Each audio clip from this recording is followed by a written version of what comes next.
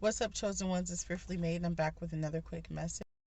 So, the Holy Spirit led me to the book of John, chapter 8.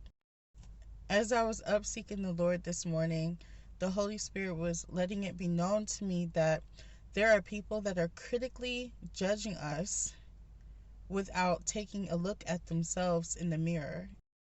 Today, I was led to the book of John, chapter 8. And the scribes and Pharisees brought unto him a woman taken in adultery, and when they had set her in the midst, they said unto him, Master, this woman was taken in adultery in the very act. Now Moses in the law commanded us that such should be stoned. But what thou sayest, or what sayest thou? So these group of Pharisees were judging a woman for having sex outside of marriage. Let's see what the Lord has to say about that. And with his finger he wrote on the ground as though he heard them not. So when they continued asking him, he lifted up himself and said unto them, He that is without sin among you, let him first cast a stone at her. And again he stooped down and wrote on the ground. And they which heard it, being convicted by their own conscience, went out one by one, beginning to the eldest even unto the last. Long story short, all of the people that were judging her were convicted by Jesus because they know that they have secret sins in their life as well. It's just so much hypocrisy going on there.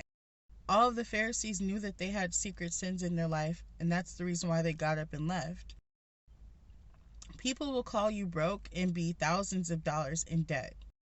People will call you a promiscuous woman and say that you're being loose when they're harboring an STD that they can't get rid of. People will poke fun at you for having anxiety, but will literally be behind the scenes battling depression. People will even call you old or ugly, but will have some things about them that aren't so attractive either. People will literally laugh at you because you've been 10 years sober from drugs while they're still doing drugs. It's the hypocrisy for me. Like, make it make sense. Anyways, what the Holy Spirit is saying is that our enemies really need to start looking at themselves in the mirror.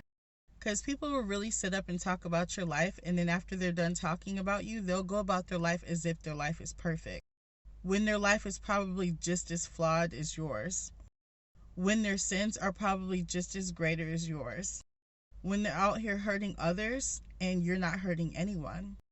Like, enough with the hypocrisy. Our enemies really need to start looking at themselves in the mirror. Talk soon, God willing.